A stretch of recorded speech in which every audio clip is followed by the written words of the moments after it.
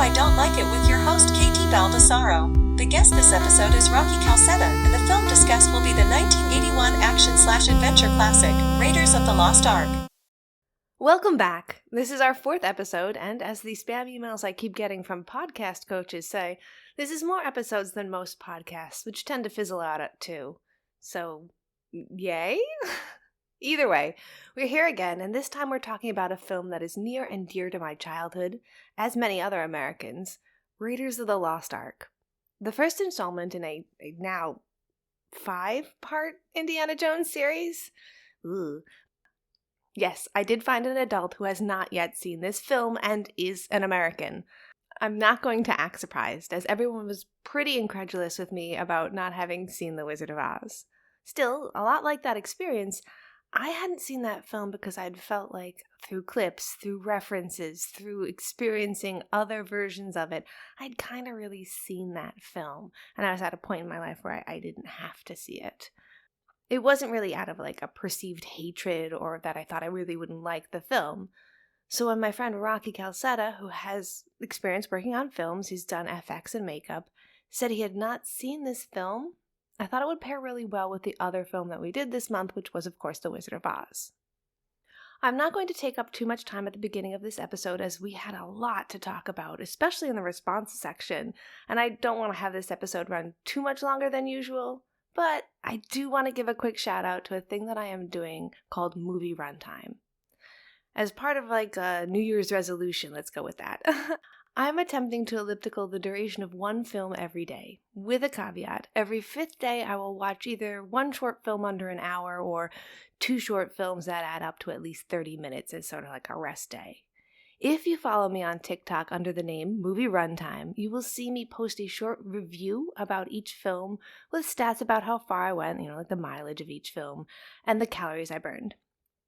I'll talk more about this in detail as well at the end of the show, but just go to Movie Runtime or click the link in the show notes to see the films I've reviewed so far. Also, if you're listening to this the day it comes out on the 15th, you can see me again live on Movie Night Extravaganza's YouTube stream tomorrow. That's the 16th. We're going to be talking about the 1958 Akira Kurosawa film Hidden Fortress. And without any more delay, on to the show.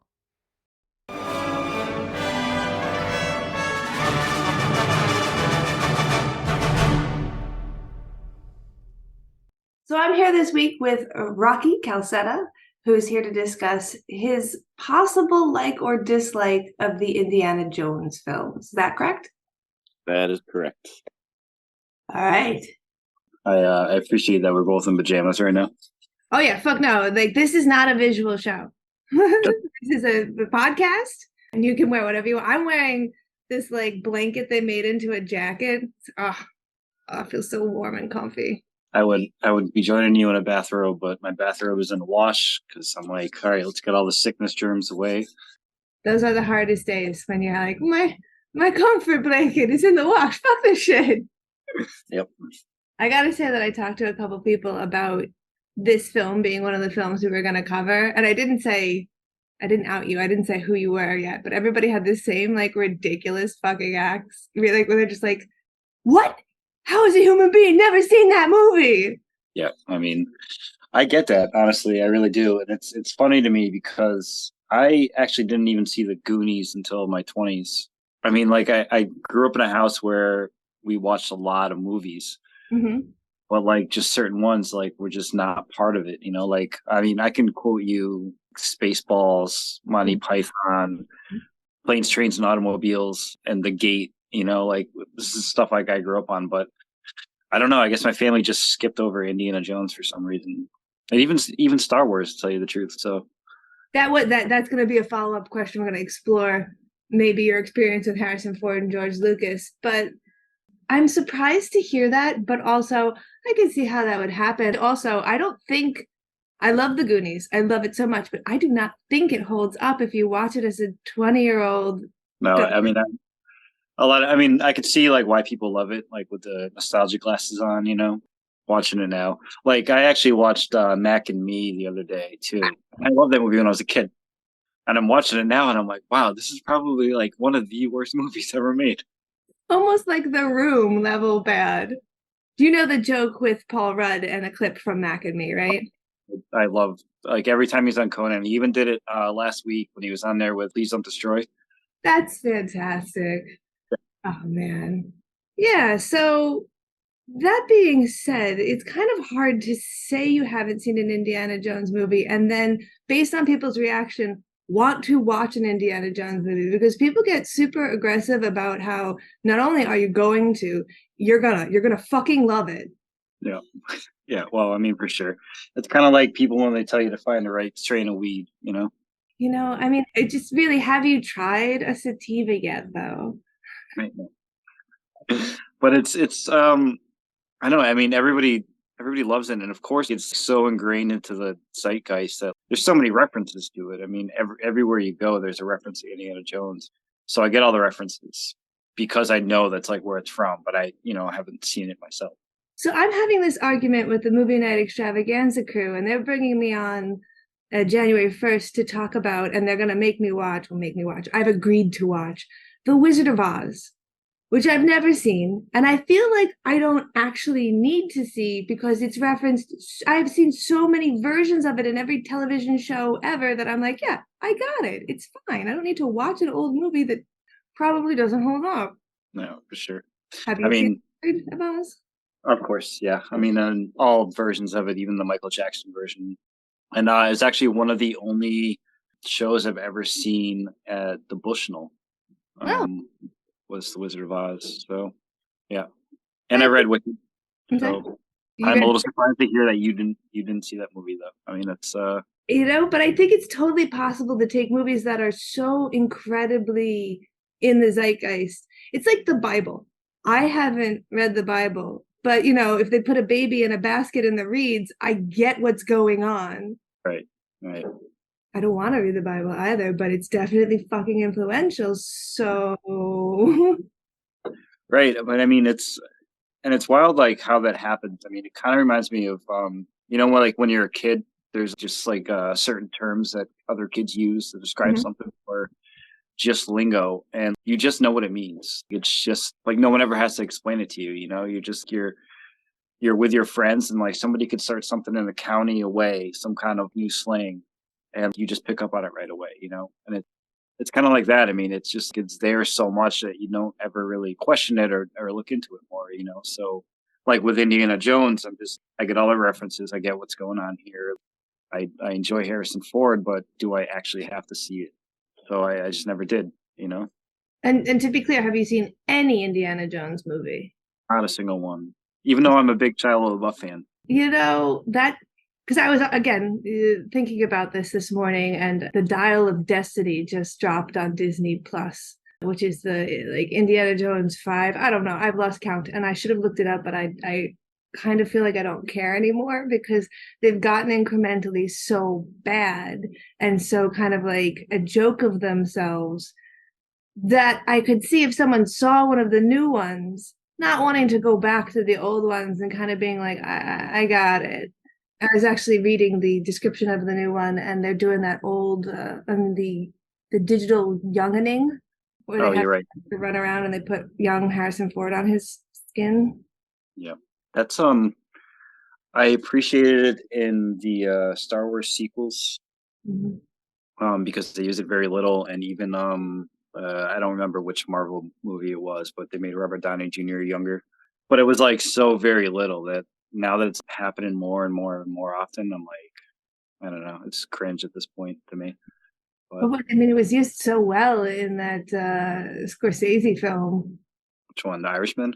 Yeah, I didn't actually watch that one. I didn't make it through. That's That's my the hot one take.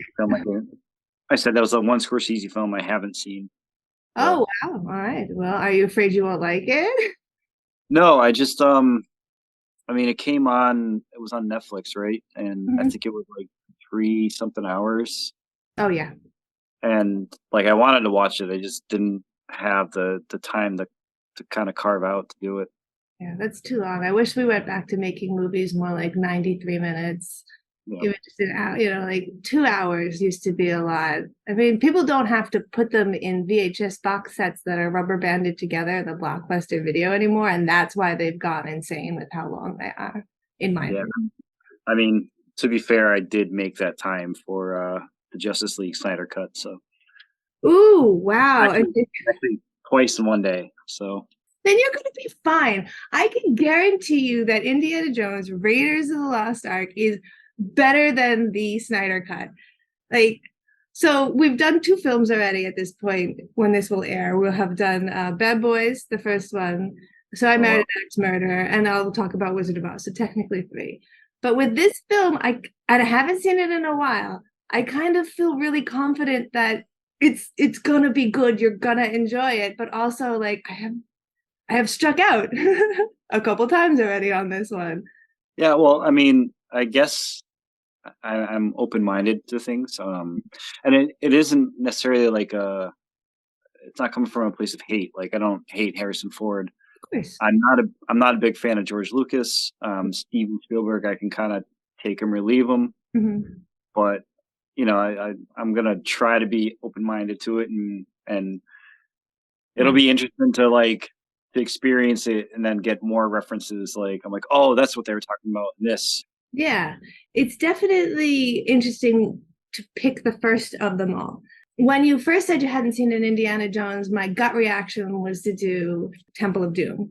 But then I sat down and I actually thought about it, and that one it's very Spielberg-y. It has a lot of it's got a kid in it. It's got screaming. It's got so much yelling.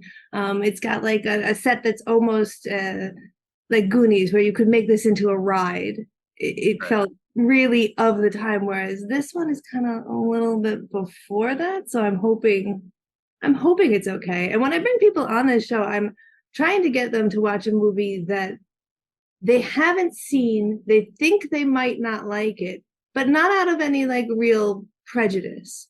Like I have someone who said they would want to come on the show because they hate Quentin Tarantino, just hate him. And I was like, okay, well, what movies have you seen and why do you hate him? And they said Pulp Fiction and Reservoir Dogs, and they hate him because of the punchiness of his dialogue.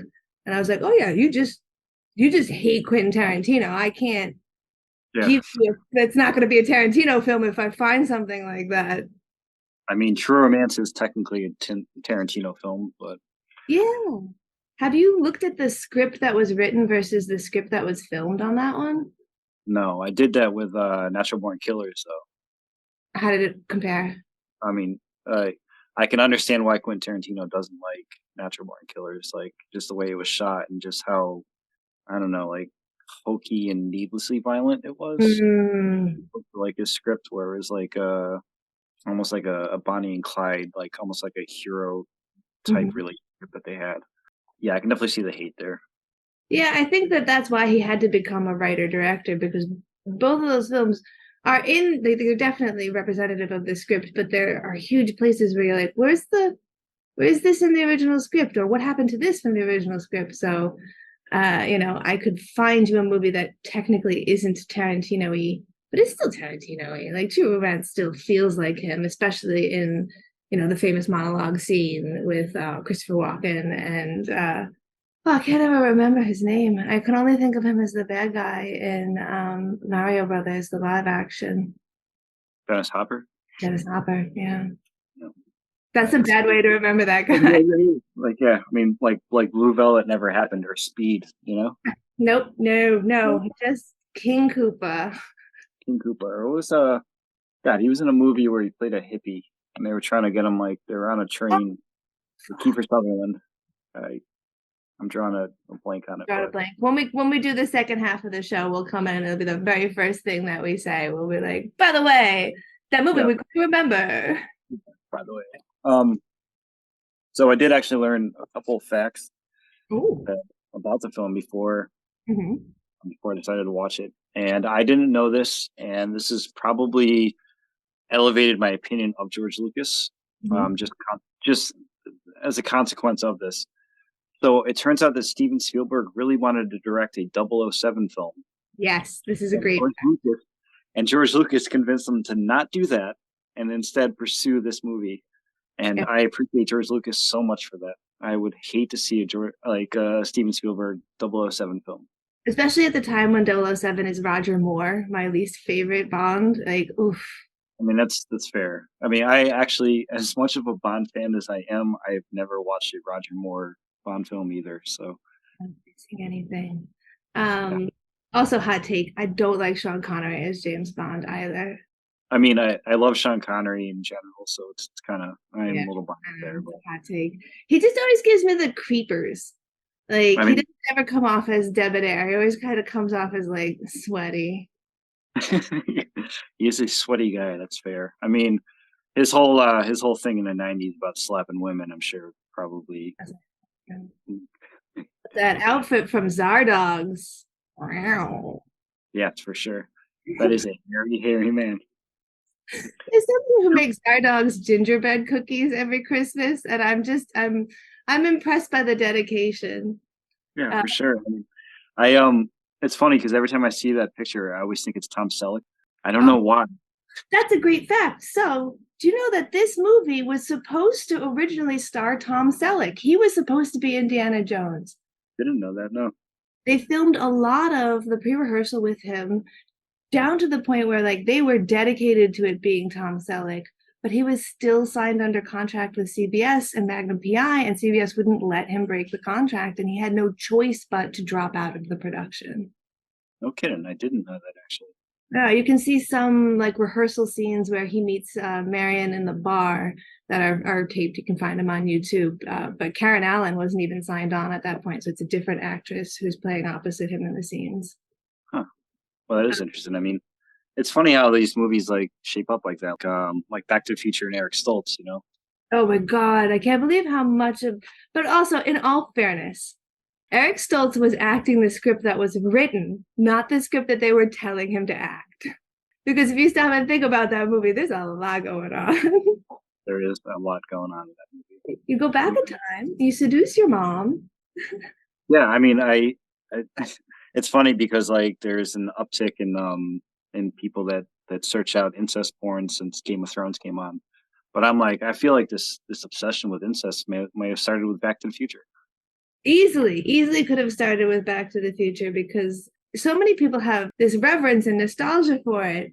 But then when you sit down and you start to break it apart, and this happens with a lot of movies from our childhood, where you're like, wait, what the fuck was going on? Well, I mean, I think the biggest thing is that the father never like questioned the fact that his kid looked exactly like the kid they went to high school with.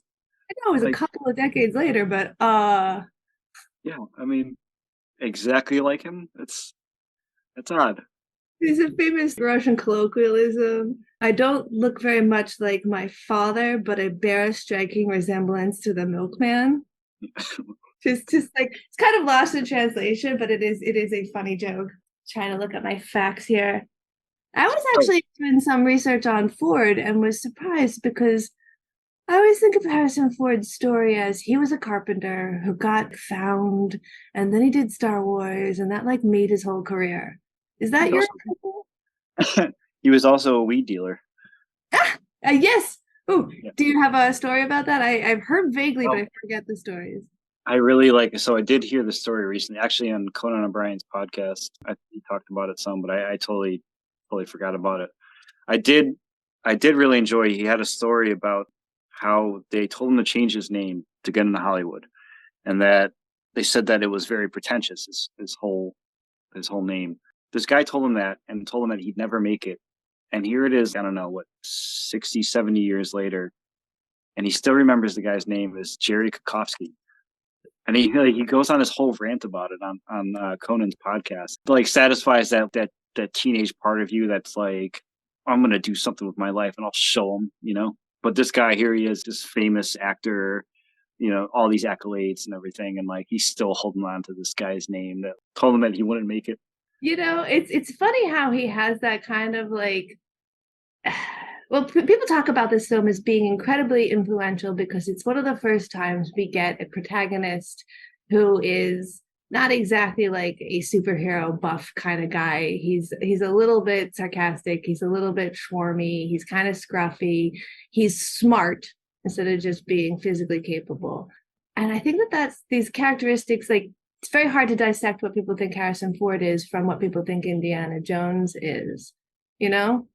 I mean, that's fair. I mean, I kind of view him as Han Solo. I mean, or I forget his name, but the movie The Fugitive. My mother loved that movie when we were Oh growing yeah, up. Seen yeah. it like a million times. So, His, but under his like looking for his family and his wife lexicon of work, where he just runs around shouting, "Where's my wife?" I enjoy that about the '80s, though, that a lot of the heroes were just they weren't buff. They Mhm, just had normal, regular bodies, and they were just, like Bruce Willis, like mhm. just gruffy, looks like he just rolled out of bed with a hangover. And that, like, I kind of carried on through the '80s a lot. I mean, not so much with the Stallones or Schwarzenegger, but I mean, for sure, like our protagonists were just normal, everyday men, I guess. I did enjoy that about the '80s, and I will probably enjoy it about Indiana Jones, just this, I don't know, lazy, unkempt kind of guy. Yeah, and he's basically a scientist. That's what he's, an archaeologist. But it's kind of extra interesting to compare because right now our leading characters are literal superheroes. Right. Like buff out, like look what they did to Kamal Nanjiani. Oh They, yeah. I mean, look what they did to Chris Pratt. Honestly. yeah, I don't know if that was the muscles or the Christianity, but definitely ruined that guy. Yeah, 100%. I did find out that this was Alfred Molina's first film, and I didn't know that. And it starts with him just covered in tarantulas, as per your recent spider experience. I really knew nothing of him besides just, whatever bit work he did, like, and then obviously in Spider-Man, I mean, he was just like the epitome of what Doc Ock should be. And Perfect for that. he Absolutely. just like chewed up every scene in that film. So, Yeah, so this has been great to get to see him starting out.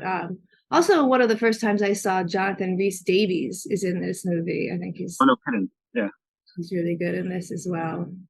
Yeah, so Uh, Ford kind of has like a high charisma factor that carries through a lot of this. And it's definitely shot like a 1930s Zorro, Errol Flynn kind of thing, which we hadn't gotten for films since the 40s. So it kind of hits out. It's the 80s. We get this different kind of protagonist. It's like an old, I don't want to say, I guess, yeah, it's kind of like an old action film. mm, But because of that, so this is leading into trying to understand why someone might not want to watch this movie. I looked up a couple of things that people were like, I don't like this movie, and here's why. And one of the major reasons why people don't like the early Indiana Jones and probably continuing into the rest is that it's set in a time period where the protagonist can kind of treat women a little differently because women are seen a little differently. And he does mm, a lot of, and this is, in all fairness, Raiders has the least amount of this, which is probably why I love it so much. And Karen Allen is probably one of the best Indiana Jones women in the series. But he definitely doesn't take no for an answer. Many times women verbally say to him, no, stop, I'm not interested in you. They're yelling at him, they want to leave the scene. And he just gruffly pulls them into his arms and kisses them. And we as an audience are supposed to infer that that's good because she secretly wanted it. right, right. Like women are trying to hold on to their purity, but they just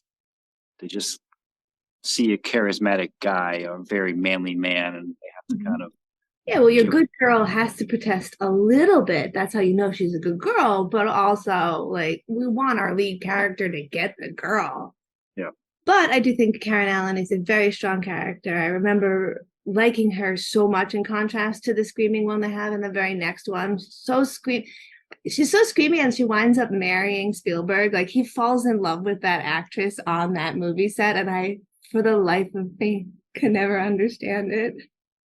And they I, still together, like they're a good couple. It was a good match. I get that a lot. Like Robert Rodriguez and Rose McGowan coming together, right?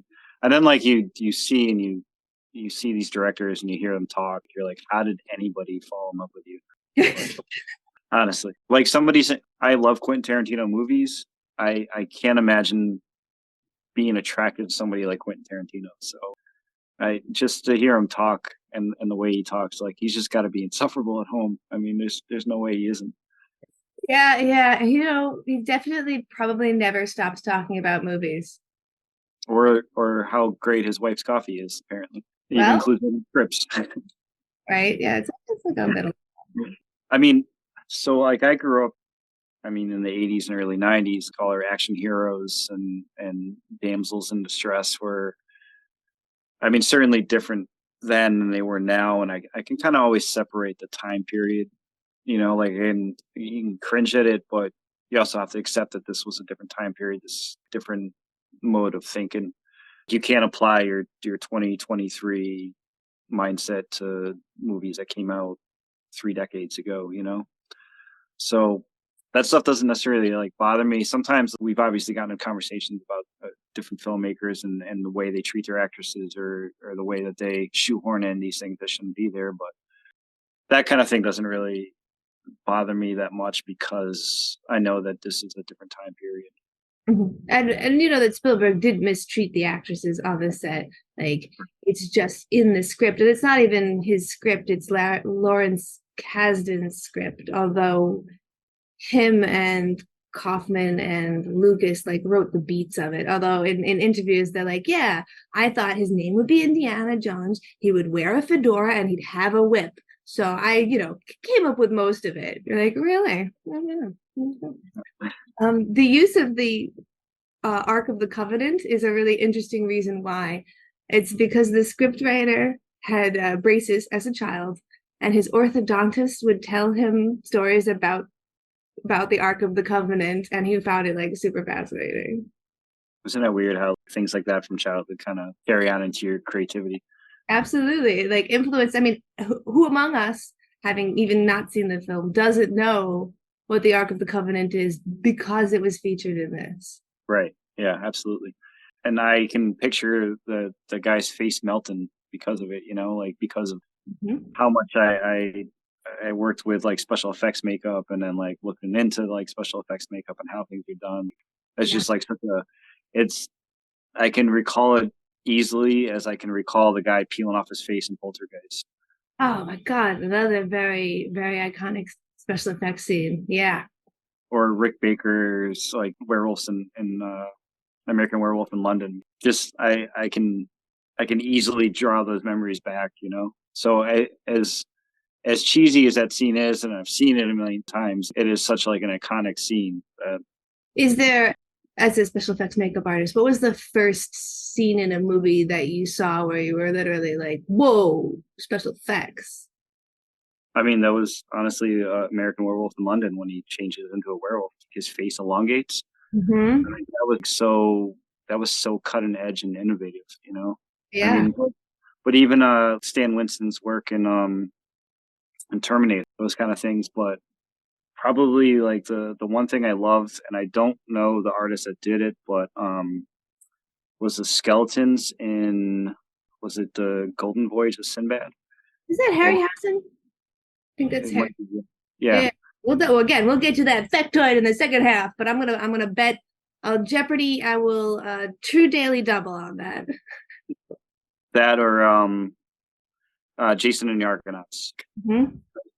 Those early effects I just absolutely love to this day. So that stop animation, and of course we had mentioned earlier The Gate, which is a hugely influential movie for me. Yeah. I caught that on WPIX 11 with commercials on a Sunday as like a 10-year-old, and like it ruined me. I needed horror movies forever because of it. Oh yeah, I mean I love that movie, The Eye in the Hand. Young Stephen Dorff, so young, you're not even prepared. So young, but it really like it made me think that my heavy metal records were a lot cooler than they were, To this day, in fact, I feel that way about them as well. Yeah, I'm like I have not played this backwards and summoned any demons. So no, well, you know what? I don't need to stand in the mirror and say Candyman to find out. Like, I'm good. I don't even know if I'm allergic to bees. So like, let's just take it slow. You didn't do the Bloody Mary when you were a kid? I to the best of my memory, I didn't, but also like I don't remember very much of being a child. So maybe I did, and this is just some sort of Jacob's Ladder scenario while Bloody Mary is killing me as a child. Oh, it's a really great movie. Yes. I love that movie, and it is such a great shorthand. I was on a set once where somebody was talking to me. I got pulled in like the day before because an actress had dropped out, and I lived locally, and the guy directing was a friend. So I was like, yeah, I'll come in and do a couple lines. I don't know what the film's about. He's describing the plot to me, And I stop him and jokingly I go, this isn't one of those Jacob's Ladder type scenarios, right? Because I think it's hilarious how many films are. And he's like, wait a minute, how did you know? It'd be kind of like saying, like, walking up to a random male on the street being like, hey, is your favorite movie Fight Club? Yo, are you thinking about the Roman Empire right now? No. And it's so weird because I don't ever think about the Roman Empire. Oh man, do you think about World War II a lot? Yeah, I do actually think about It's one of the two of the and this movie features Nazis because when is America its best, but when we're fighting Nazis. Although they did have to add a line, the very last line they added to the script is the only line that mentions that the Nazis hated Jewish people because they realized they wrote the whole script and forgot to like mention that. And it's funny that this movie actually came up last week. I recently got TikTok. I know I'm too old for this, but I don't have TikTok, so you're doing good. There's some funny things in there. It came up as an argument that Israel shouldn't exist because in Indiana Jones, when it shows a map, it says Palestine, and and I was like, wow, that's so funny because I know we had just talked about maybe me watching this movie, and I was like, wow, it's so funny that it's like it's becoming relevant in this complete out of left field way, so. Yes, and like quite possibly the least appropriate form of the argument. You can't help but laugh. That Yeah, the fantastic map scene. We'll see. Is this the movie that he hops on a submarine and travels all through Europe, submerged on a submarine? If it's not this one, it's Crusade.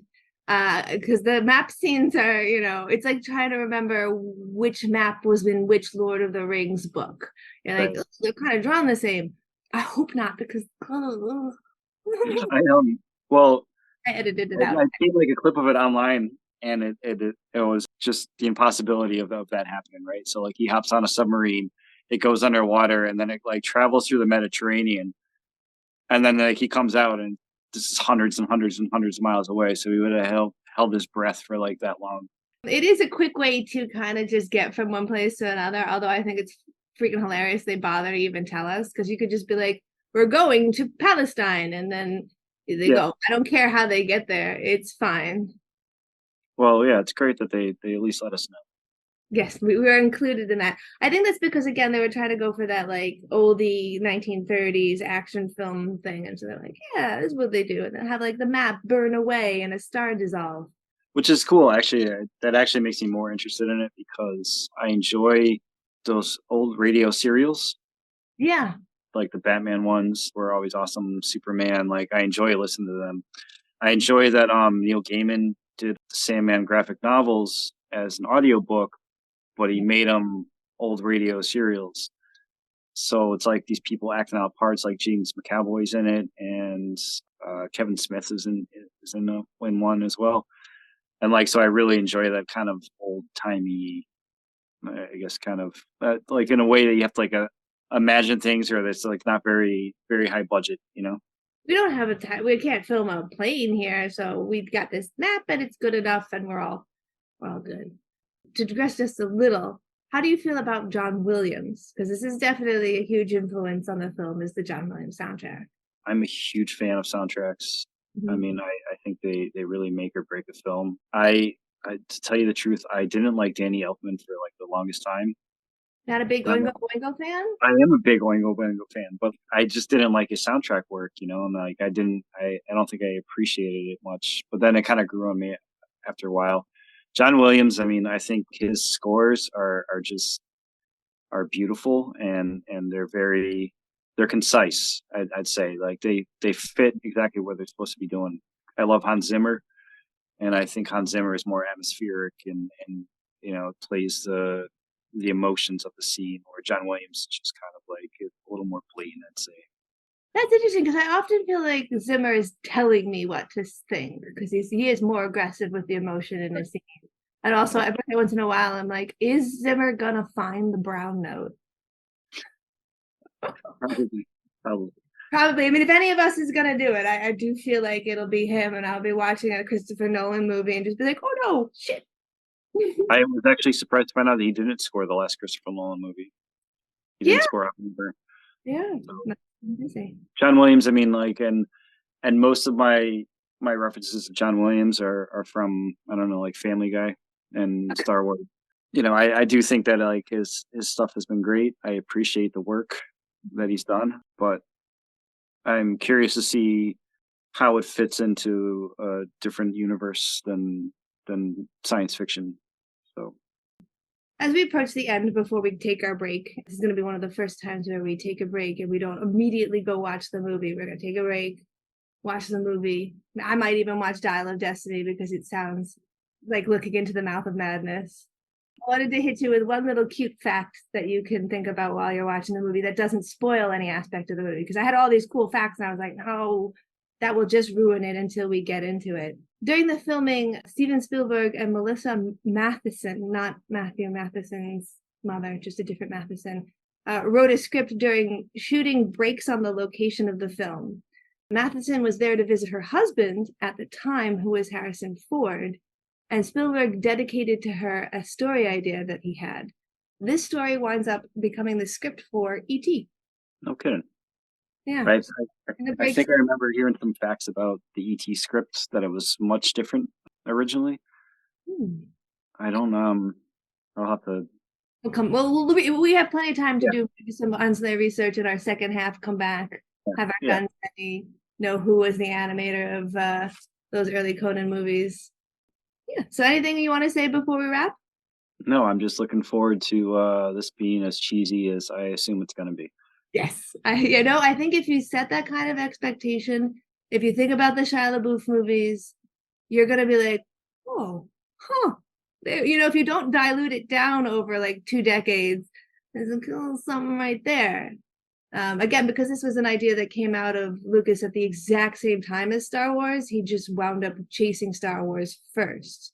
So it's like, right. Oh, the guy had 2 decent ideas, and then he flogged them for like. I mean, what was it? PHX 1138 was his first student film there. I mean, we all have to start somewhere. I'm not going to throw any shade about films that people have been in or yes, for sure. You shouldn't do that. I'm still waiting for the day when a guest challenges me and they're like, you know what movies I hate? And then they name a movie I'm in and I'm like, boom. Yeah, you know what movie I've never watched and I don't want to watch? Killing Brooke. So I'm here this week with Rocky Calcetta, who's here to discuss his possible like or dislike of the Indiana Jones films. Is that correct? That is correct. All right. Yep, Killing Brooke, 100%. All right, well, we have less than a minute left on this recording, so we're going to leave it right there. Just Killing Brooke. We have top men working on it right now. Who? Top men. It should be recording now. I didn't tell you. Usually it says like recording in session. Maybe it only said that on your side. Yeah, it said it to me. Okay, good. So we're recording now. I did want to say that I forgot in our intro to get your intro. Like, what do you want to be? Do you want to be Rocky? Do you want to be Richard? Like, how do you want to go on the episode? Well, yeah, it's always Rocky. So. Mm-hmm. All right. So then we can just we'll record it now and I'll clip it at the beginning of the other piece. I made my accounts like differentiate from my other accounts, and then it wouldn't let me change my name, so I just stayed Richard on Facebook, and I'm like, yeah, that's fine. But yeah, always Rocky. Okay, I wasn't sure because when you switched on that, I was like, oh, maybe he wants to be Richard now, and so a part of my brain is like, maybe you should check in, but also I'm like, he's only Rocky. That's cool. All right, so I'll throw it in, Joe. And is it Calcetta? Is that how it's pronounced? Is that the emphasis? Yes, it's spelled exactly the way it sounds. As a Baldessaro, I often get like really creative people are like Baldassaro, and I'm like, ooh, that's nice. Yeah, I like it. Mostly people just call me Calcutta. Closest word I had, it's good enough. Yeah, they're like, that's Italian, right? Yeah, sure. It's fucking ethnic, right?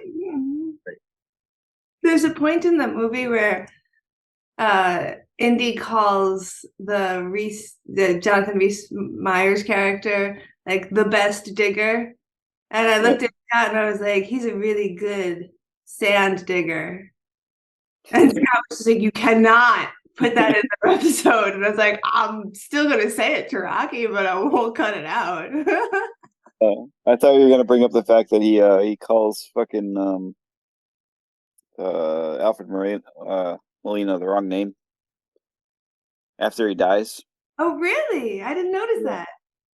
Yeah, I think like because his name's like Sapatito or something, but he calls him Satapito or something. Like just like a. I was like, wait, I thought his name was this. I also love that this is a point in time where they're like, Italian is basically South American, so just go with it. It's fine. Yeah. Oh yeah. I mean, they still do that now. Like they're like, you're brown. You're vaguely brown. How many people has John Turturro portrayed in his Oh my lifetime? God. That's exactly what I was thinking of too. Like that guy has been everything. From like Egyptian to just straight like Protestant. You're like, oh, okay, that's a deep swing, but good for you. Yeah, it's been working out for him, you know. Fucking A. John Turturro is doing fine. Sure, he's crying about it into his millions. Yeah, right. Exactly. All right, so I'm gonna just pop the intro in here, and then we'll carry on. Okay.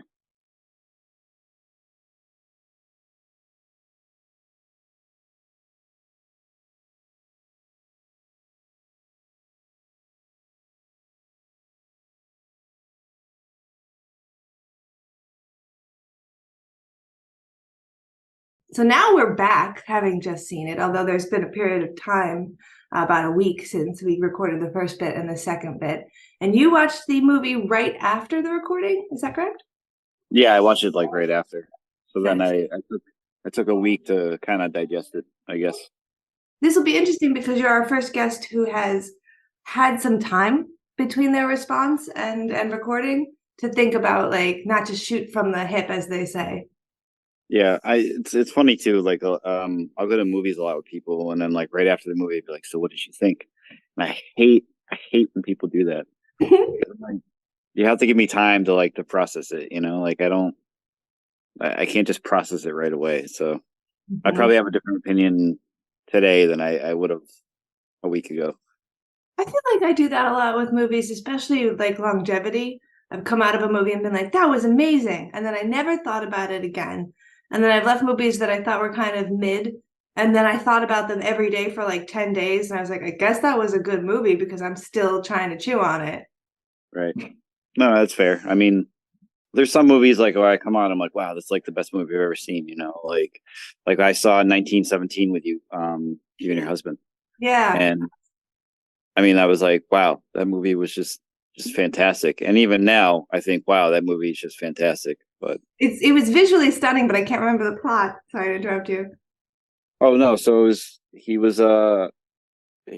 had to get to his brother, and he just had to go across the landscape of the war to get to his brother.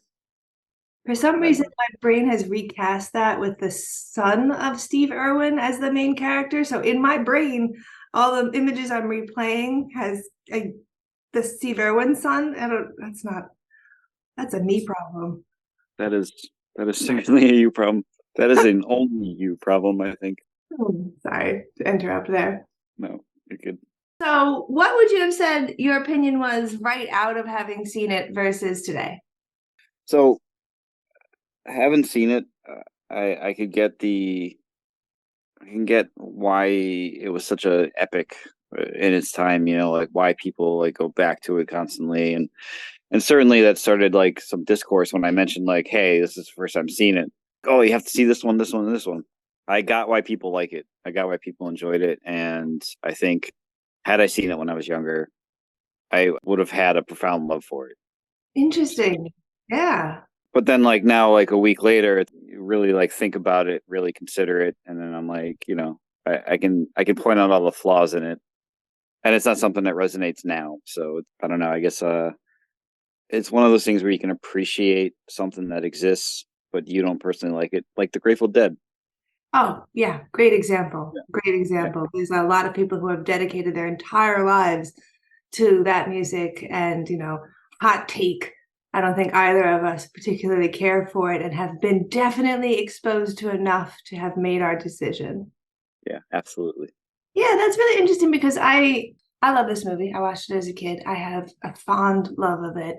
I watched it last night trying to have the viewpoint of someone who had never watched it before and was watching it for the first time in our modern society as the person that I am. And I will admit there were a lot of times where I turned to Scott and I was like, what the fuck is happening right now? You pointed it out the very first time you saw it. I have never even bothered to think about this. As soon as I saw it in the movie, I was like, what the fuck is going on? The submarine. What the fuck is going on with the submarine scene? Yeah. Honestly, I mean, like even that, or like just I appreciated the level of cheesiness that like this is just you have to suspend your belief, like that a whip cannot do that. A whip will not wrap itself around a log and then allow you to swing across. And then like, how do you get it back once you're over there? How does that work? Most important weapon. You didn't have your adventurer's bag with 50 feet of rope? What the fuck, man? Yeah. Like, I mean, honestly. but also that gives us that very iconic line that, I've definitely fucked around with people and said this before. I mean, you can't say, give me the whip without me saying, give me the idol.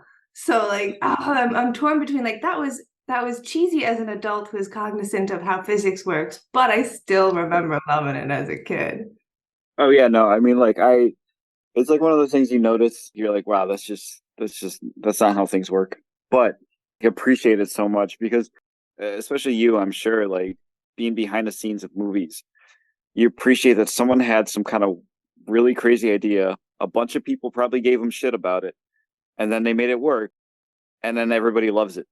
And I don't think there's anything more iconic than Indy's whip. So yeah, it's such an interesting like how many superheroes, well, I wouldn't say superheroes, he's like a hero, lowercase h. He doesn't have some sort of modification to his capacity that makes him above a human. But how many protagonists who fight have a weapon that is solely a whip? It's I guess a range weapon at times. Not really a great close range weapon, though. unless you're Indiana Jones, because then it does anything you want it to do. So Well, he's got proficiency in it. So like for me, it would be 1d4, but I feel like he gets an extra dice roll on his whip because, he's like a level okay. 20. But he has some kind of modifier for it for sure. I mean, like absolutely. And how does one get proficiency in whip? In whip, exactly. Is that a subclass of like archaeologists that we just don't know about? Like it's a homebrew? Yeah, I mean, it's something. He definitely And has a charisma modifier that is through the roof. oh yeah, I mean, how else could you possibly get somebody to have their friend, right, love you on your eyelids, for you to blink in class, for him to see that, and I mean, just exuding charisma. I mean, Yeah. That scene is strange. It's one of the first, well, it's the first scene beat back from the very, very iconic Indiana Jones goes in and gets attacked by the giant boulder scene. And it was shot when the film was supposed to be, it was written when the film was supposed to be more of a Bond film and he was supposed to be more of a ladies' man. And so like it's funny, but it also doesn't really fit the rest of the film. And I've always thought that it's just interesting to know why that happened. yeah, I mean, because I mentioned that, or you mentioned that he was a bit of a ladies' man, and it was more in this film than the other ones. But I can think of like literally two women that even were the least bit attracted to him, or that even existed in the movie. So, and it was the woman with the stuff in her eyes, and Marion. Yeah. Yeah. I mean, this movie doesn't pass the Bechdel test. Oh yeah. Simply because two women don't talk to each other, let alone that they have a conversation about anything. But you have not seen other Indiana Jones movies. How would you feel if I told you that Marion is the most feminist, most self-actualized of all of the Indiana Jones women's, with the exception of possibly the Phoebe Waller-Bridge character? I have not yet seen The Dial of Destiny. I would not be overly surprised. Although I will say, probably the most annoying thing to me in the entire movie was Marion and Indy meeting for the first time, or meeting again, I should say, at a random bar in Nepal. That was like an Irish bar in the middle of Nepal. Okay, but they have this whole battle scene, and they're like, she's like this strong, tough character, and is like, no, forget it, get the hell out of here, Indy. I don't want anything to do with you. And then, like, the rest of the movie, they put her in a fancy dress, and she's just like a damsel in distress. I have never seen character decay in such a small amount of time. Yeah, and I found myself, when you try and like reward a child, where you're like, you did it, great job, for like, oh, she at least fights back a little. She takes the frying pan and she knocks the guy out. She gets behind the gun and she shoots the Nazis. She just get hopelessly stuck inside the plane that it would 100% have blown up, because physically you can't run away from fire on gasoline. That's not how that works. But like, she tries, but she also always winds up dissolving into needing Indy. Right. I mean, and even like the whole symbolism of a woman hitting a man with a frying pan. Even for this came out in what year? 81. This came out in 1981. Yeah, so even for 1981, I would say it's a bit on the nose. Yeah, like, especially because they're like in Egypt, I think. Like, like you could have grabbed any number of things that were more likely to be on a road than the one item you associate women with fighting with. A magic lantern, anything. Anything. I would have been less offended by something that like ethnically inappropriate than to be like, the lady grabs a frying pan, Of course you grab the frying pan. So yeah. I don't know if that was just more like because it takes place in the past, if it was some kind of nod to that or something. Yeah. I don't know. I found myself trying to excuse stuff by being like, it's supposed to be set a long time ago. Yeah, right. Yeah, if you have to come up with an explanation for it, it's just not working. And it is the first in the series, so there's a lot of things where like they hadn't really landed on the character entirely yet. And I think we mentioned this in the pre-part. Lawrence Kasdan, who wrote a really great script, just had like a couple of beats from Lucas about what this character was going to be like, and they're trying to make him like an Errol Flynn character, so I can understand he became a little tropey in that way, and so the Marion character would equally be kind of tropey. But I did pull up, fans have made an actual timeline within the Indiana Jones franchise of when the events would have happened in human time. So this movie comes out in 1981, but it's set in 1936. Right. It's funny because as I was watching this, and some of the Nazis are talking, I was like, wait, did that happen yet? Did that happen yet? So I'm like, I'm sitting here reading World War II history again, and I was like, wait, no, like, was Hitler around in 36? Like, and as an adult, you can't, especially for the two of us, where we're like kind of persnickety about shit like that, to not have your mind go like, so wait, what? Wait, would that have? Okay, sure. And I found myself really pissed because if you know the franchise, this ends with him and Marion walking away, but you do know that they still have trouble and they don't wind up together. And you know that there's another movie after this with I cannot stress how different the feeling between Raiders and Temple of Doom is for me. It's kind of like the feeling between Alien and Aliens. Different director, same director, different writer. It's William Hyuk and Gloria Katz, who are a married couple. And here's my funnest fact of this part of the show, second half. They are the couple who wrote and he directed Howard the Duck. Nice. I love Howard the Duck. That was probably one of my favorite movies ever. And the only instance of duck boobs I can think of ever. Yeah. Howard the Duck is such a strange nut where, like, if you haven't seen it, you genuinely should see it. It is questionable in all realms of how the freaking hell did this movie get made, but you have to look into that mouth of madness. But it's very cartoonish. obviously. And so Temple of Doom is incredibly cartoonish, and the female character is like a cabaret dancer, singer, and she does nothing but scream and yell. She might as well be tied to train tracks the entire fucking time. She's so annoying. It's funny too that I didn't. So Marion got introduced, and I was like, "Wait, who is that?" Like a minute later, I'm like, "Fucking Scrooged." That's the only other place I think I've ever seen her before was Scrooge, and Scrooge is one of my favorite Christmas movies of all time. Mm-hmm. It kind of took me out a little bit, but Absolutely. but it was good to see her in a different role where she isn't just Bill Murray's love interest. Mm-hmm. Instead, she's Harrison Ford's love interest. Yeah, we do get her again in Crystal Skull, older. It was the 80s, if you were working, you were playing someone's love interest or possibly their secretary. Yeah. But that's interesting to have, like, oh, she's from Scrooge, because most people are going to go the other way on that one. Yeah, that's probably true.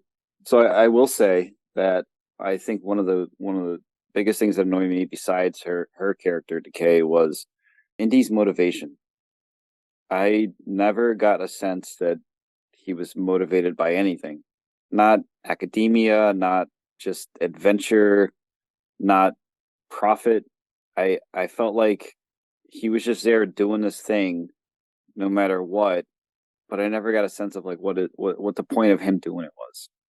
It wasn't even like could have been a religious thing, like he was trying to keep some religious thing out of other people's, or even like I don't want the Nazis to have this. It wasn't. Mm-hmm.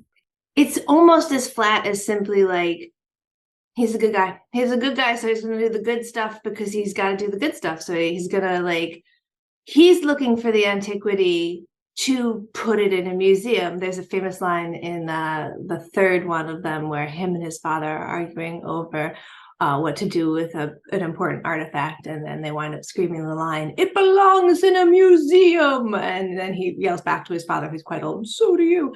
But this idea that, I think the British National Museum says this a lot, and I have to disagree. We're taking this object to protect it for history. We're going to put it in our museum and make sure that it stays safe so that everyone can participate in your culture, which is a little bit like, we're stealing it, and because we don't trust you with your own shit. Right. I mean, and you can gotta get that sense, like, especially from the beginning of the movie, it's like, why don't you just leave the golden idol there? I mean, obviously it's important to this culture. And also, solid gold weighs so goddamn much. What the fuck were you thinking? That bag was never, you could fill it till it was so full, it was never going to weigh the same as, and obviously it doesn't. And I like how I love how he eyeballs it and just pinches them out.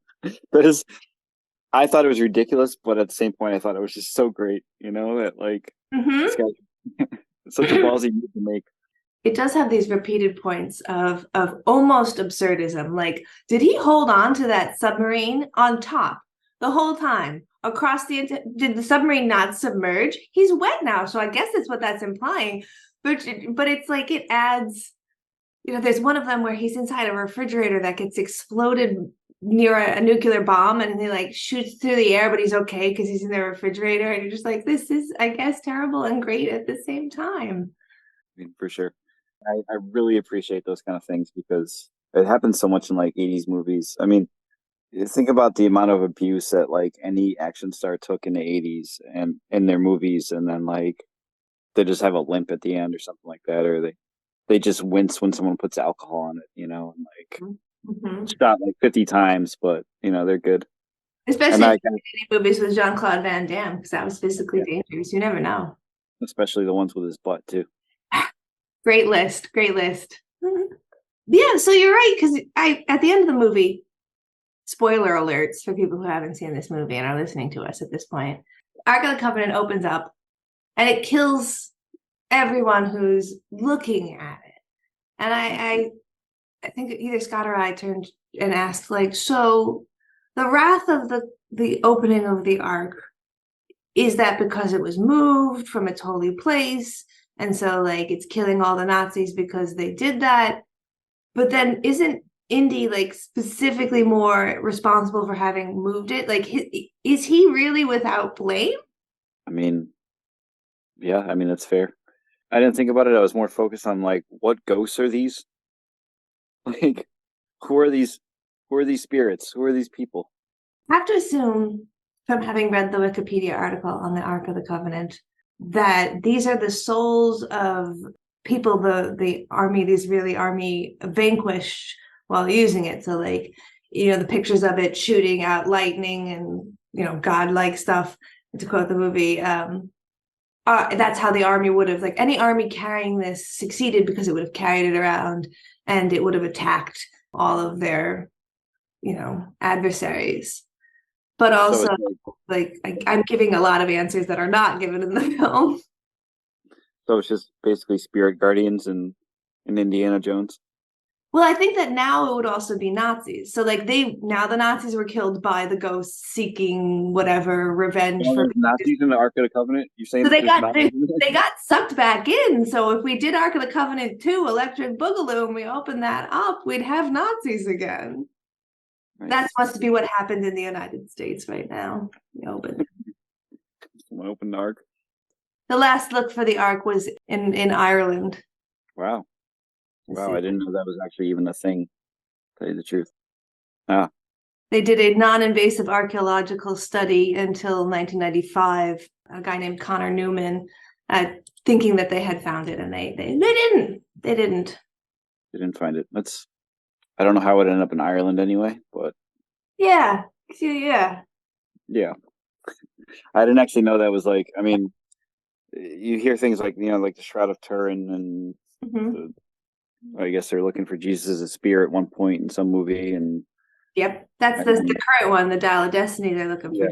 There's a lot of religious items, I guess, because Kasdan wrote from like his experience on this. His orthodontist would regale him with stories of the Ark of the Covenant when he was younger, to distract him, because getting braces in the 50s or 60s not super great. Yeah, right. Or again, braces, and he's just like, yeah. So these spirits come out, and they actually could be Nazis. You never know. Well, you can always tell kids ghost stories as long as it's biblical. You don't want to get in trouble and just make shit up and be like, ugh. I know. I like telling children stories. It's like, yeah, there was this old man and his two daughters got him drunk so that he could get them pregnant so they could continue on the line. Wait, the classic biblical yarn. Yeah. Oh, yeah. Well, begodding is fine. Having sex is inappropriate. Begodding, totally fine. Absolutely fine. Just to go a little bit to the Marion issue, did you catch the line when he and her are meeting in the bar for the first time, and she says, "I was a young girl. I was a child." Yeah. Yep. Yeah. That. I looked it up. So somebody did the timeline, like I mentioned. And to be fair, the events in 2 happened before 1. The timeline is actually 1935 is Temple of Doom, 36 is Raiders of Ark, Last Crusade is 38, Crystal Skull is 57, and Dial of Destiny is 1969. But they also do the math for when everyone is born and his father. And so, like, he would have been born in 1899. Which means he would have been 26 when he met Marion, and he was working as the protege to her father, who was an archaeologist. Marion would have been 15 when the events happened. So when she says child, when I've seen this in the past, I've just kind of been like, she must have been like 18. Right. And she doesn't. And he's not like 17 to her 15. He's like 25, 26. And that's our protagonist, and they didn't have to write that line in there. What the fuck? No, they didn't. And I mean, I imagine they didn't know at that point. But again, 1981, I feel like the attitudes were still a little different then. I mean, we had Joan Jett writing about a 17-year-old, I mean, there was a lot. I mean, the Scorpions put out that album with a new child on the front cover of, in that same decade. So I feel like the attitudes were a little different. But that I heard it, and like hearing it with my 2023 years, probably it would have hit differently if I heard it in the 80s or something like that. But still, I was just like, how much of a child was she? I've seen this And movie how so old are many you? times, and I've never heard that line until this viewing, where I was like, "Oh shit, child? Why would you say that? How much of a child? Wait, what's going on?" Because then the rest of the film is framed around for me, like everything that she does when she starts to act like a damsel in distress, and her character starts to decay or regress, starts to feel like, "Oh, geez, is this woman regressing back to the child that she was when she was groomed or maybe misabused by Indy to whatever non-intended degree or subconscious degree? We are trying our best to be like, but he's so charismatic." And don't get me wrong, I love this movie, but the inclusion of these bits are just like, wait, why? Wait, what? Yeah, I mean, for sure. And it's certainly a reflection of the time as well. I mean, I really can't wrap my head around, we've got you kidnapped here, but I have this very specific fancy dress that you need to put on. And every dress she puts on when she starts putting dresses on is what color? Wow, you stumped me. It's white. No, they're white. Yeah. They keep putting her in these amazing, like very high femme white dresses. And again, it's the 30s, so you're like, I guess that's what, but like they don't have to be fucking white. So she's almost virginal, which we know she's not, because at the beginning she's almost like a man with the drinking contest. So like, Yeah. what was costumes trying to say here? Like, you could have had a damsel in distress character, but you could also had a strong female character that actually doesn't just turn into a damsel in distress, you know. And that's actually a really good point. I wasn't even like thinking about that either. Like, she's just going toe to toe with this guy in his drinking contest, and she's like totally fine, you know.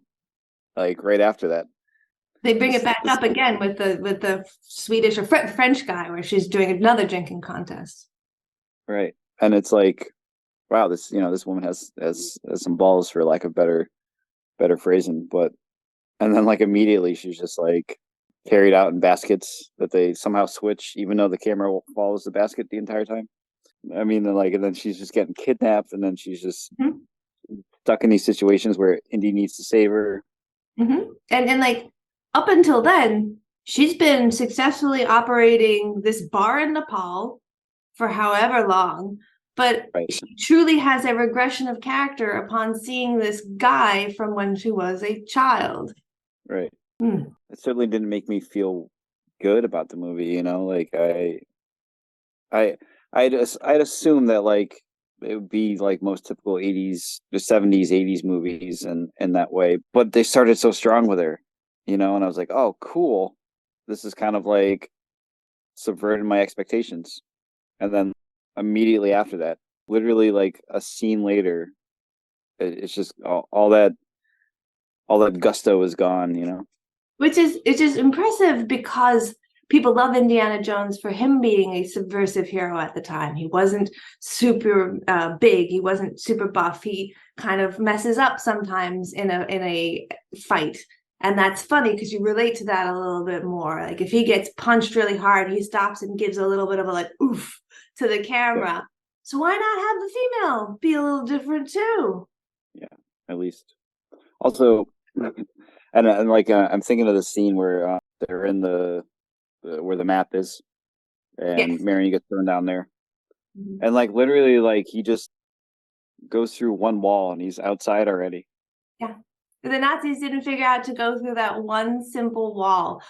Also, like a lot of goofs in it that I literally own a poster of DeviantArt created from that particular scene that I love, and you can't get anymore because the artist got sued. LucasArts does not like when you make stuff of their IP. So I adore that scene, but I always wondered, how come the Nazis, it's just one room over from another room, or it wasn't that bad at all?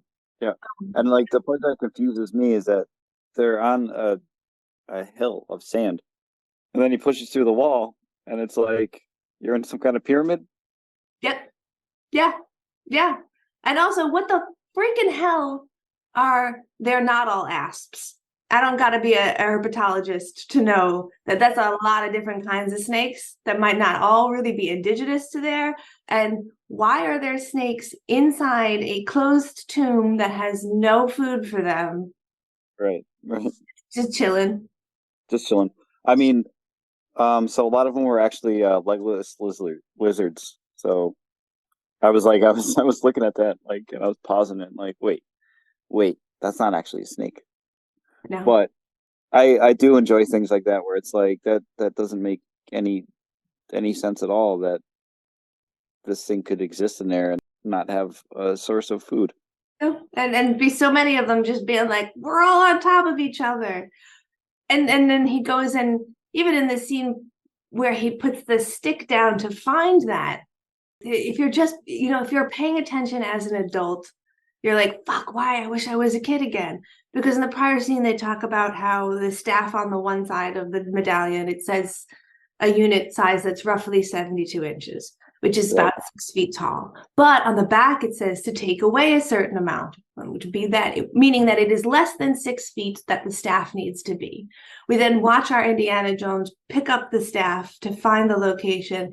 And maybe I'm not aware of the fact that Indiana Jones is supposed to be 5'1", but that staff is palpably taller than him. Dude, I was actually going to bring that up, that the staff was taller than Indiana Jones, and it was supposed to be shorter. Also, I don't know if like you really thought about this at all, but he's supposed to put it in there at what, 9 a.m.? Yeah. What time? What day of the week and what month of the year? Because that sun's not going to be in the same position all the time. Like how do they not figure that out? Like how are they there at exactly the right time? Which Yeah. I mean, I suppose you could argue that. I suppose you could argue that they were there at the specific time that they were supposed to be, but they certainly didn't tell the audience that. No, they yada yada over certain stuff, but I mean, like the yada yada. He's on top of the submarine. Don't ask. We're there. It's fine. But yeah, you're just like, wait a minute. As an adult, you're like, this is the whole concept of Stonehenge. It's a calendar sun situation. God. So you kind of wish you were a little bit, more naive. And if you watch this as a kid, you can hold on to that naivete and not be like, well, it's fine if the staff is taller than him, but you made a whole point of the last 10 minutes of you telling me how tall the staff is. I mean, I feel like you could probably just use some power of deduction there too, that probably the area right in front of the staff, there's going to be nothing in because it's not going to cast a light directly down. Mm-hmm. I'm like, and you could probably generalize the area where it probably would be. And I mean, the area they were digging was what, like 50 feet away from where we found it?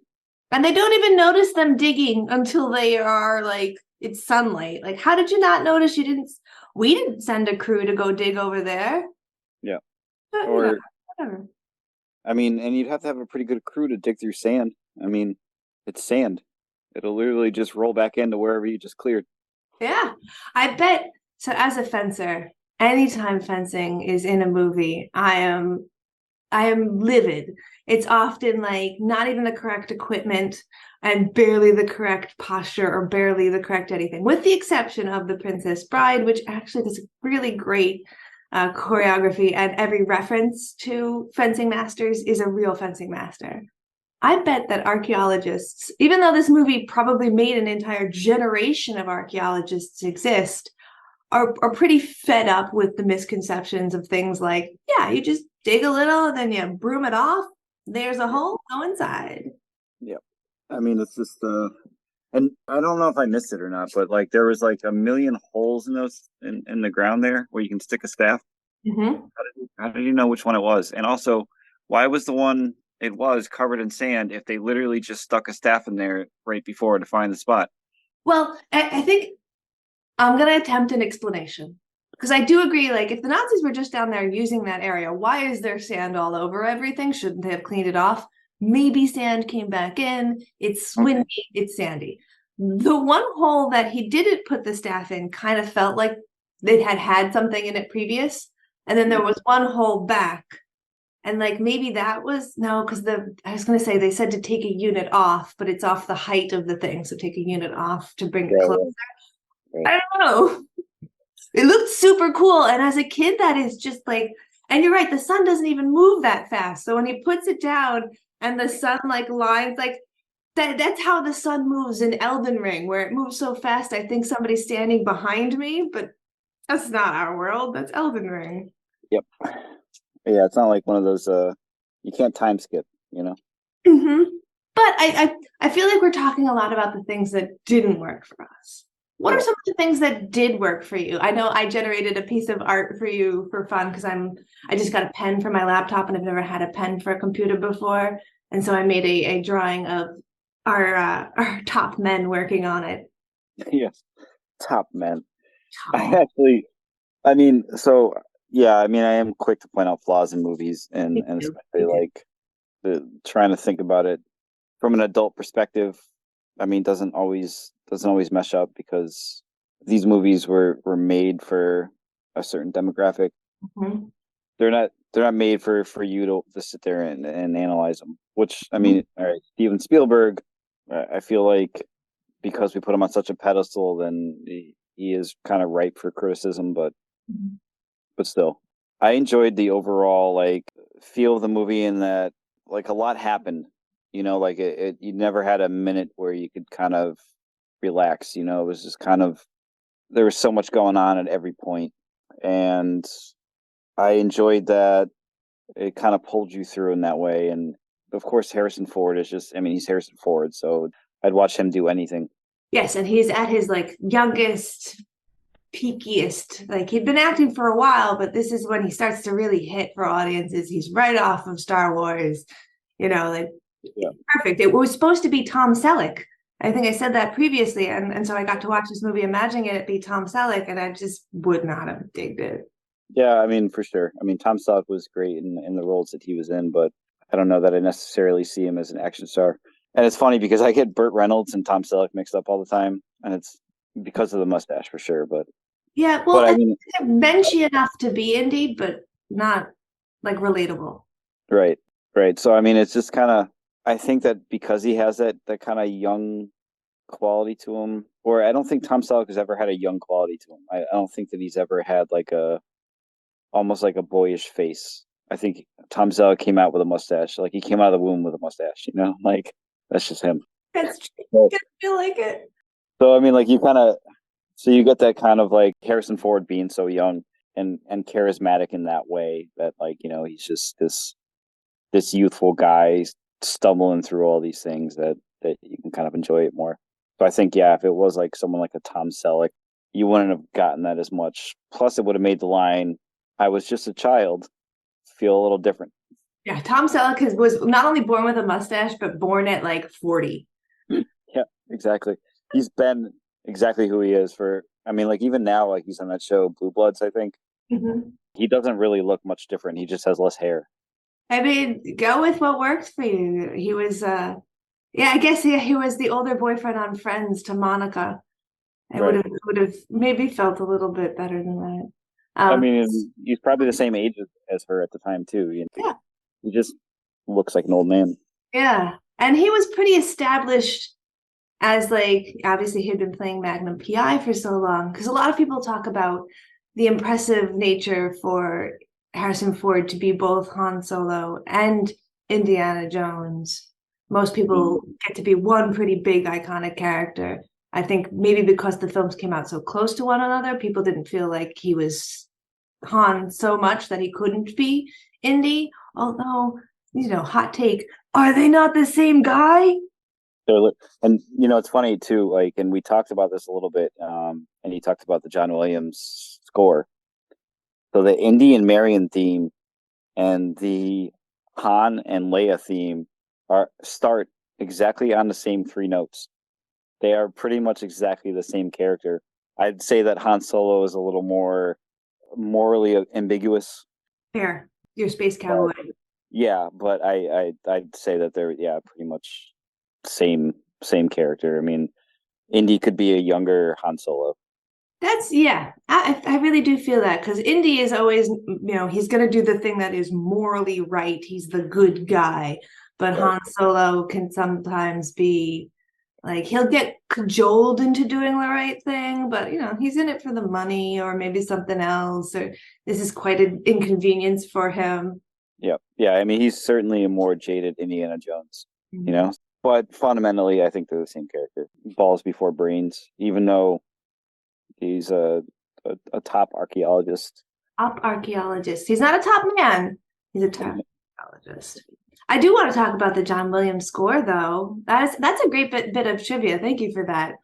I enjoy, obviously, the Indiana Jones theme song, The Swelling. It's iconic. It's iconic to the level of Jeopardy, where you could hum it to get people to understand the meaning of the situation that you're in. Yeah, it's a little Leonard Bernstein-y at times, too. It's definitely like, you're going to feel this now. Yeah. I mean, for sure. And I think that I appreciated it thinking about it in the terms of like 1930 or 40s cinema. Mm-hmm. That it is very over the. I thought about it in terms of the Lone Ranger, Yes. So you can go like a little further than that, where it's just like an iconic orchestra swell or anything like that. But the amount of horn used in his, it was just over the top. I love brass sections so much, and I think if done well, they're just so amazing. I mean, I can think of like all the horn sections in composer with David Lynch, Angelo Badamontelli. Yeah. I'm probably pronouncing the last name wrong, but so beautiful and serene. But then like this is just like having, the scene in Robin Hood Men in Tights, Yeah. when the king sits down and they blow a horn directly into his ear. Yeah. That's all I could think of when I was listening to it. So the same. There was one point where it was, I think that maybe it's just before she gets put in the basket. The use of clarinets was so right in my ear that I turned to Scott and because we were watching it together, and I said, clarinets. Yeah, it's like, who is this? Squidward tentacles? Definitely good to know that if you're a clarinet player, you can look to this score for some assistance. Yeah. If you're a clarinet player, I mean, pick a different profession. First of all, that can't be what you're doing for your entire job, but good on you. You stayed with that. It's better than the recorder. So yeah, that's fair. You can play hot cross buns on the recorder. I mean, like, you're a superstar, and if you graduate the clarinet, then good for you. Maybe try a flute. Flutes are wonderful. Just mix it up. Try something new. Other things that you liked from the movie, like how did you feel about the scene with the whip versus gun? Oh, whip versus gun versus sword. So, like, being like a movie nerd where I'm always looking up facts, I did know that like I'm calling him Hans, Harrison Ford. Harrison Solo. Yes. So he was suffering from food poisoning, and he came up with the idea for the gun as a response to that, just so he didn't have anything else to do. Yeah. And I think it's like it's perfect, and it's perfect as an allegory for what we do in these countries when we come in and colonize them. That they have their best defenses, and we just show up with more firepower. Yeah. So I mean, I don't think that was like the intended reason for it, but it does work in that way. Especially like, we're coming to your country to take these things from you, so we can stick them into a museum and charge people to see them.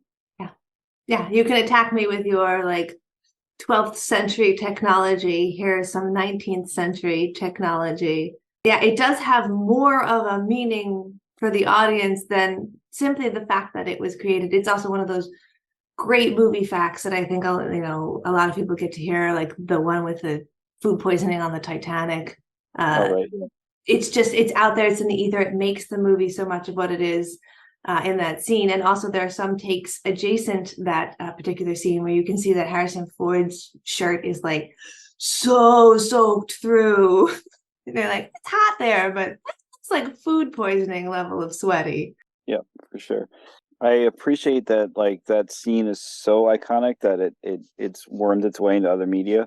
And I think like the best example I can think of is probably in Troy, when they rouse Achilles up and get him to this battle, and there's this giant bulking guy, and he just comes up and just stabs him once with a sword, like through his neck and into his sternum, and then it's done.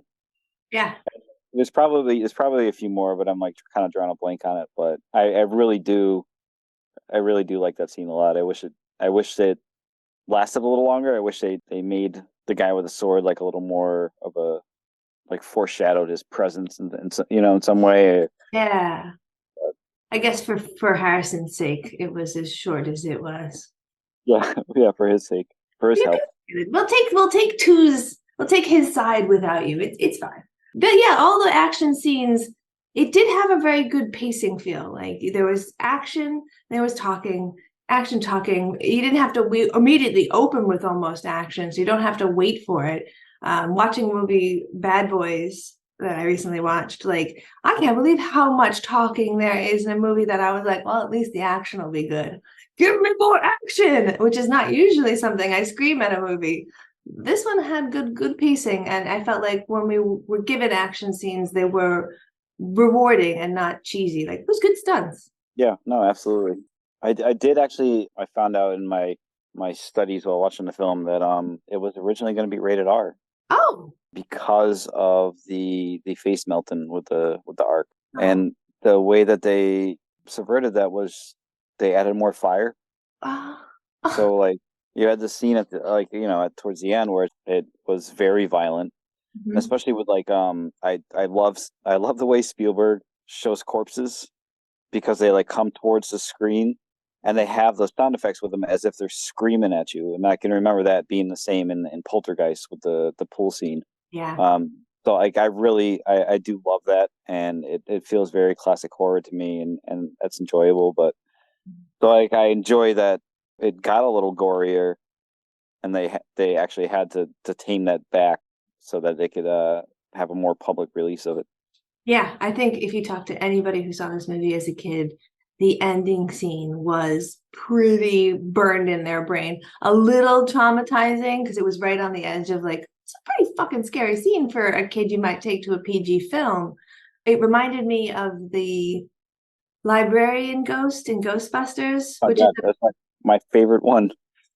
that comes right at you. It stuck with me for a very long. Like that was the scariest scene in a movie where it happens right away. Yep, absolutely. I did want to ask you this because we touched on it a little bit in the beforehand where we were talking about Nazis. Yes. And like, oh, like they don't say anything about Jewish people until like towards the end. There's like one line, and it was the Nazi commandeer who's just like, I don't know if I feel comfortable with this Jewish holiday or something like that. Jewish tradition, yeah. Jewish tradition. And so I'm watching it, and like I knew that like you had said that, and I was kind of just waiting for it to happen, and then like it did happen, but I almost feel like it was totally unnecessary for that to happen. Oh, okay. We know what Nazis are about, Mhm. and we know how they feel. And I almost kind of wonder if it just like Nazis can just be bad guys without having to say anything. They're Nazis and they're bad guys. Yeah, and like there was definitely room to, in a movie that has all of these Nazis, to say the word Jew or Jewish in the story of the covenant, because it is the Israeli army. It is it's Moses who brings this down from the mountains to the Jewish people. And yet, like, they jammed it in because they literally were told, you've got to put this in. And I believe they were pretty far into filming at that point. And they're like, I don't know, put it fucking here. Like, it's amazing how it sticks out when if they hadn't said anything at all, probably wouldn't have. No, I wouldn't have noticed. Yeah, I mean, honestly, because like they're just. It's kind of like thinking of like Adam Sandler's The Wedding Singer. Mm-hmm. Drew Barrymore's husband to be was just like he was a dick.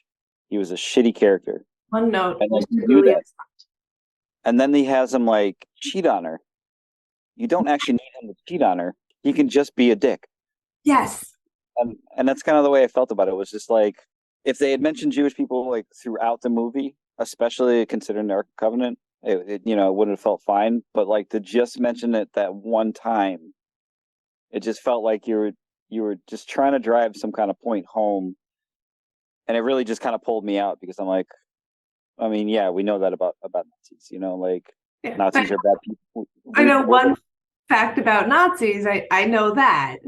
Yeah, exactly. So it's like you didn't really need that to be said, or like there was a million other places that you could have even mentioned it. I mean, especially being in the Holy Land, like especially I mean, yeah, the Ark of the Covenant. I mean, Nazis in Egypt, certainly like a thing too. Certainly Nazis took over parts of Africa. That's also like, And Nazis looking for antiquities. I mean, that's part of so many movies. There's that one with George Clooney, The Something Men, where they're looking for antiquities that the Nazis, because they literally stole all of these antiquities while they were taking over countries. So like right. we get that. Like it's not even that they hate Jewish people, that they're coming from the Ark of the Covenant. They're coming from the Ark of the Covenant because they're coming for everything. Right. Right. So I mean, like either mention it more or don't mention it at all. Like we don't really need it. Yeah. But it really did take me out of the film. And I don't know if it's because we had talked about it beforehand. I mean, that could be it. But also at the same point, it felt like just shoot in, which was like also surprising, especially from Steven Spielberg, who gave us one of the greatest Holocaust movies ever made. So maybe he wouldn't have done that if it had not been for the lack of Jewish people. Hot take right now. Maybe that line wouldn't exist in this film. But yeah, I mean, I don't know. It's just it felt like lazy writing though. I mean, of all the things that you could have said about Jewish people too, like I don't know if I'm comfortable with this Jewish tradition. Like you could have had, or not. Yeah, you could have had one Jewish character and had him scoff at him or something, like or anything, literally anything. Yeah, but, yeah, and in a situation where you didn't have to. I guess as we wrap up here, I'm going to ask you these questions that I ask everybody, 2 questions at the end of our interview. Did you like this movie? I did like this movie, and I know that I've criticized it a bunch, but I actually did enjoy it. Mm-hmm. I think that that's something that's really hard for a lot of people who know me to understand, that like I can still thoroughly enjoy a movie, but also be like, here's 10 points where the plot was garbage. I think one of my husband's friends, who's going to be on an episode later on, Jesse Sterling Harrison, created a kind of graph that I refer to a lot about movies and music, which is that you can have a x-axis of artistic credibility, and then you can have a y-axis of enjoyability. And often the further you get on one, the farther you get from the other. And so one of these kind of Indiana Jones movies are not exactly super far on the artistic, integrity side, but they're pretty high on the enjoyable side. And you're going to enjoy eating Doritos, even if they're not entirely healthy for you. Yeah, I mean, absolutely. I think that you can see something as objectively being bad, but also enjoy it. I feel like that's fair with a lot of movies we probably watched as a child, like Killer Clowns from Outer Space. Not a good movie by any stretch of the imagination, but it is the movie I'll die on a hill about, Yes.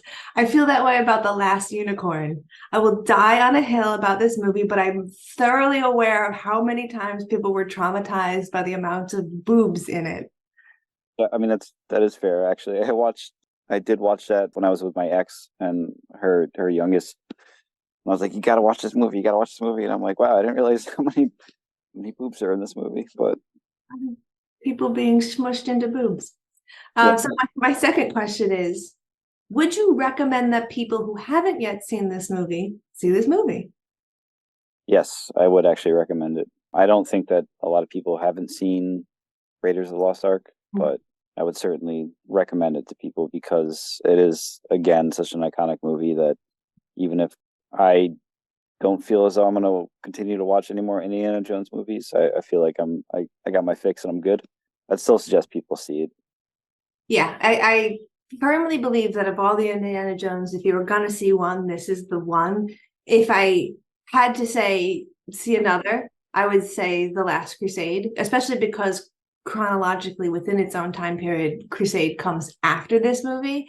And I really love the action in Temple of Doom. I mean, they made it into a Disney ride. It's compelling. Ke Huy Quan is in it as a young actor. He talks about how much Harrison Ford was amazing to him and influential to him as a young kid and as a young actor. So you can get all of that. That being said, the female character I think either is dating or winds up dating and then eventually marrying Spielberg, who's a very thoughtful person and a wonderful actress outside of this, she ruins the movie for me. But Crusade has Connery in it, and I know you don't mind him, and it's got a lot of kind of like funny bits in it. So yeah, if you were going to tell people with kids to see this movie, because probably kids are going to be the people who haven't yet seen Raiders, what do you think is the ideal age to see this movie? I mean, that's a really, really good question because I think you probably suffer this too, that we watched a lot of movies that we shouldn't when we were a kid. And that the rating system was still kind of shaky when we were kids. Yeah. I mean, Airplane is rated PG, but there's still nudity in it, you know. So, but I mean, with that said, I do think that this would serve really any age group. I don't think that they're for a kid's capacity to understand what's going on. I don't think it's even really all that necessary because there's a lot of cool action sequences and there's a lot of like just cool set pieces. So, I mean, I think kids as young as 3 could probably enjoy it. Yeah, this movie reminded me of The Princess Bride a lot. I mean, the set pieces, for example, that set piece at the end with the Ark of the Covenant coming out reminded me of the Cliffs of Insanity. And you know, it's very like styrofoamy stone quality, but I don't care at all. And I do think that that's a movie that's accessible at pretty much any age because it's good versus evil. And I think you can be pretty young to understand and go with a movie like this guy's the good guy, that guy's the bad guy. Let's see what fucking happens. Yeah. To tell you the truth, the one reason I would recommend it, I mean, to anybody across the board, is honestly the scene with the hangar. I'm so glad we talked about this. And I forgot to mention it, but that scene alone, I was like, when the Nazi walks into the tent and pulls out the stick with the chains, and everybody kind of like looks and gasps, and it turns it into a hanger and puts it on a coat, was like probably the best unintended comedy I've ever seen in a film before. So that alone, I think anybody should watch that movie just for that maybe 15 seconds of film. I truly like it could feel like a weird beat of comedy in that scene, but it gives you just enough relief. I had forgotten about it, and so when it happened, I truly laughed out loud again, like a child. I was like, "Oh God, that's so great!" It is so good. I mean, I enjoy like the straight man comedy, where like, you know, like you take something so deadly serious, it turns out to be very, very comical. So I'd probably watch a movie again just for that one scene. And he looked so much like a blend between George Costanza and Sean Wallace that I like. It really hit for me. All right. Before we go, any final thoughts? Anything you wanted to say? I mean, besides that awesome reminding us of the hangar scene, which is clutch. No, I mean, I think we really tapped on everything I really could say about it. It's not a very dense movie, you know. It's very, you could easily separate these scenes. Mm-hmm. You know, like this happened, then this happened, then this happened, then this happened, and it's like, so it's almost like it was right in a formula. Yes, I think a lot of times in the 80s that would be the case, but it's also nice because it's concise. And I think right now we're living in a time period where a lot of our movies are pretty bloated, and a lot of our stories are told in like eight 1.5 hour episodes of a mini series. So it is a little nice to just be like, it goes from point A to point B and makes the obvious stops and gets there in a reasonable amount of time. Yeah, yeah, absolutely. And I don't think that there was anything wasted in the movie. You know, like there was certainly scenes that were questionable, but everything served the point, and it got to that point, and the end felt like a cathartic ride. So, yeah. As much as I'm like probably not going to watch any more Indiana Jones movies, I can still like look at it and be like, this is fundamentally a good movie. Nice. So. And the last question, I said there were 2, but there's actually 3. It's a secret last question, which is, you know, we ask you, what if you don't like it? How do you feel now having seen this? Do you feel like your reservations were reasonable, or kind of like, well, I just didn't want it because I thought I already had seen it enough in clips of other things? Yeah, I mean that was my reservations about seeing it was just kind of like something you mean to get around to, but you just don't ever do. Oh, yeah. And Yeah. I'm sure there's probably some kind of German turn of phrase for that because they have a good turn of phrase for everything. Yes. But some people like don't watch things and then, or they don't like things and they wear that as like kind of like their badge of honor, like, oh, I didn't watch that show, like people like are like, I didn't watch Breaking Bad. I don't have time for Breaking Bad, like, Or even and if that's bad. Like, I've never seen any of the Twilight movies. Categorically bad, but come on. yeah, absolutely, so it's like, but I never really thought about it in that way. It's just I never got around to watching it, and so the reservations I had wasn't so much like, this this is stupid and you're stupid for liking it. It was more just I didn't grow up watching it, and I just never got around to it, and it's just like become this big juggernaut of a franchise, and I'm like, well, I've never started it, so why would I start it now? And Yeah. so I'm glad for the opportunity to excuse to watch it. So Right. Well, I really appreciate your willingness to come on the show and, like I always say, categorically watch something that you weren't sure about watching and then chat with us about it. That's a really awesome way to be. yeah, for sure. All right. Well, thank you so much. We're gonna end it right here, and I hope you enjoyed the show.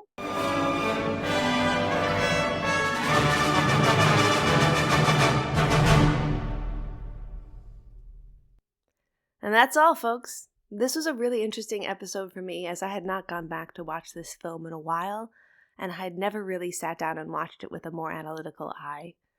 I hope you enjoyed the discussion, and if you haven't seen the film, I really hope that you do. As I wrap up here at the end, I'm going to again chat a bit about movie runtime before I introduce the film and the guests for our next episode. Over the course of the last year, my health has really taken kind of a huge hit. I've been in and out of doctors' offices, attempting to get a diagnosis, but with the wait times and all the referrals and a lot of kicking the can down the road to other specialties, I'm kind of now in the chronic illness group that is left without help, without a roadmap, without any kind of way to begin to feel like myself again.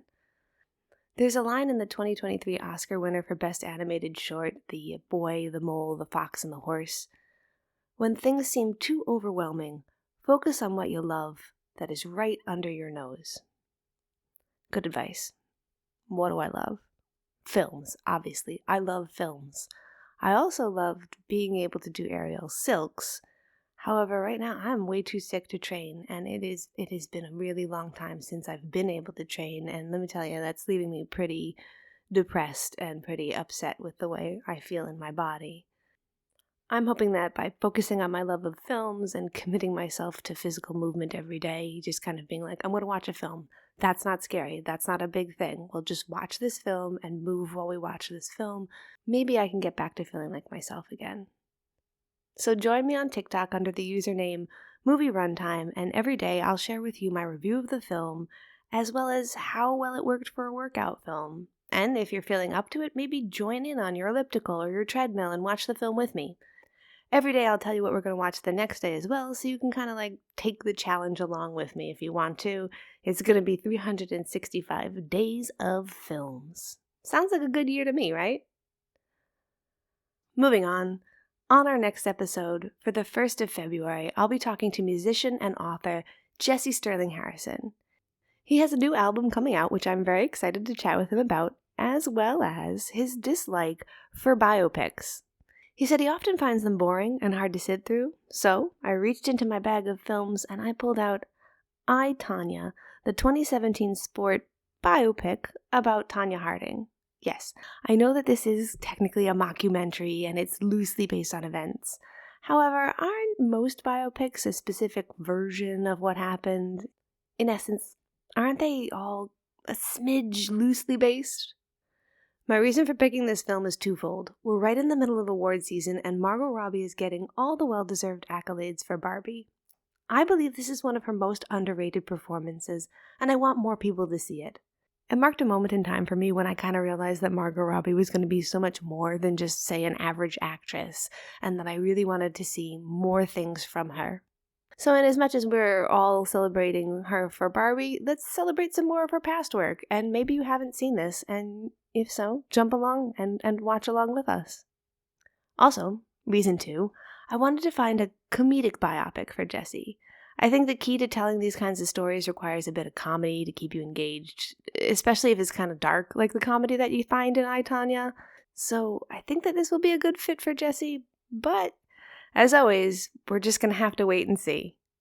Until then, thanks for listening.